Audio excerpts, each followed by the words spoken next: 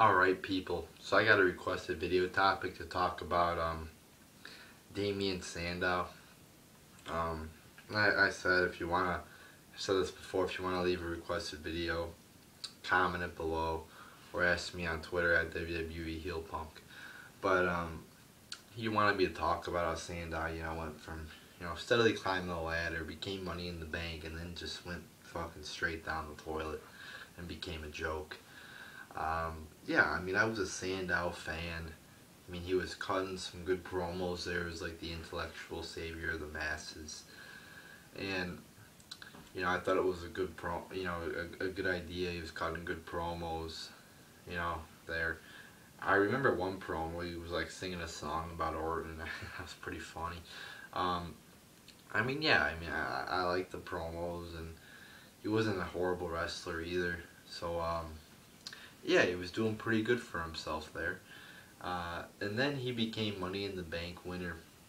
I didn't think it was a great decision, but I liked it. I like saying I was a fan of saying I think there were more talented people who might have deserved it, but Sandow was still a good talent. So he was Money in the Bank, and I'm like, oh, this is good. Sandow's gonna be World Heavyweight Champion. At least we're gonna get a decent little champion here. Um, and then came fucking Cena won at Hell in a Cell against Del Rio. Won his championship back. Um, then Sandow comes out the next night. And then he cashes in. And then like it's a fucking 20-minute match. Cena literally isn't even using his one arm. So, fucking Sandow is pretty much facing a one-armed man in a match, and he fucking loses to John fucking Cena. Just totally buried by John Cena. Totally fucking buried. And ever since that day, when John Cena buried Damien Sandow, beat him just with literally one arm. Just one arm, Literally, you could watch the attitude adjustment at the end of the match. He literally picks him up with one arm and attitude adjusts him. So he beats him like that, just buries him, and then Sandow never even comes close to being at the level he once was as Money in the Bank. Just takes a fucking shit, goes downhill, loses. It looks like a fucking fool, becomes a jobber, you know. And then he's just fucking like not even on. I don't even think he was on TV anymore. Um, and then he started doing the impressions, the impersonations, or not sort of the impersonations. I mean, he was dressing up as random people, which I found it was better than being a jobber. I think Charlie Haas did that, and impersonations can be very funny. Um, I think they could have been a little bit more funny with Sandow doing them. But him doing impersonations was better than him being a jobber. Some were funny, some weren't. Uh, but so he was doing the impersonations, and it wasn't bad. I just wish that he would be higher up in the company, and he would still have that intellectual sort of gimmick, whatever. Because I did like it. I thought it was a pretty good gimmick there. Um, but now he fucking became the Miz's right hand man. What do they call him? The stunt double, which I like. I think it's funny, how he's sort of impersonating the Miz. Like when Miz points, he'll point, and I think it's kind of funny actually. I don't think a lot of things are funny in this company, but Sandow impersonating Miz is pretty damn funny. I think they gotta keep doing new things though.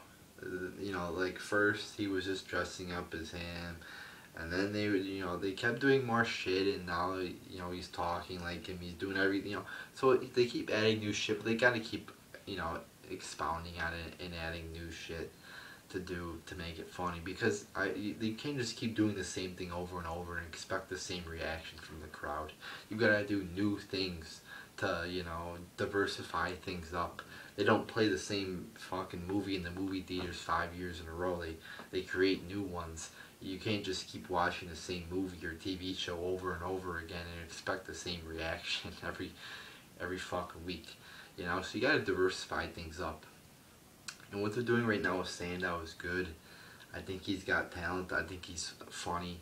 Uh, and he is. But I think they could use him, to a better fucking ability than he already, is being used. I think he's got talent.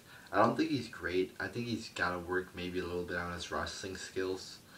But I think his promos are there. I think he knows how to cut a pretty good promo. He knows how to, create a good character.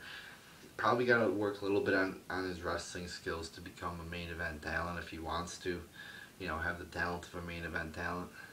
He's got to, maybe probably a little bit better wrestling, but he's definitely got the ability to be at least in the upper mid card or in the mid card at least. I mean, he's got talent. He should be better than a jobber. It would be great maybe to see him like turn face or something new, just something like turn on the Miz, do something new, something innovative that we wouldn't expect to see.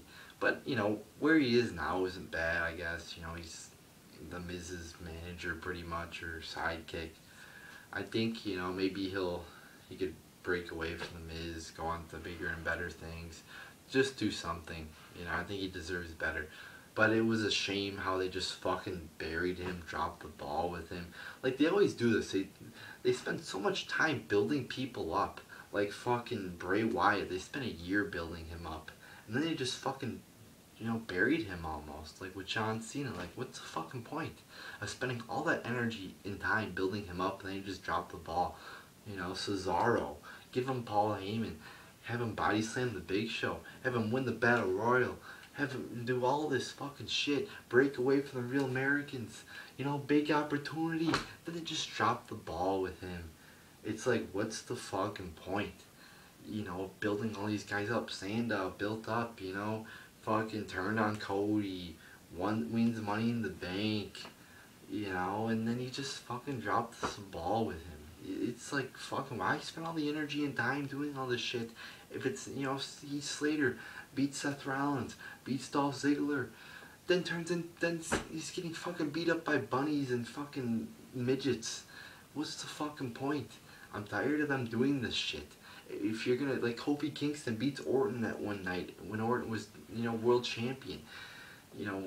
Like when? Like 6 months ago? And then they do just nothing with Kofi, and he turns into a fucking jobber again. What's the point? If you're gonna do something like that, if you're gonna build people up, if you're gonna give them big wins, if you're gonna make them, give them big opportunities, then do something. Actually make him a big star, or make him at least a, somewhat of a big star. And just don't drop the ball with them. So there you go, people. There's my little rant there on the Damien Sandow burial. It's a shame that he got buried because he actually had some talent. He was a decent, talent on the roster. I think he could be, pretty good talent if they were to build him up the right way and make him a star, or at least somewhat of a star. So there you go, people. Hopefully Damien Sandow will get somewhat of a push in the future, but I don't know if that'll ever happen since they've already fucking ruined him. Kind of ruined him already with that burial they've given him. So here you go, people.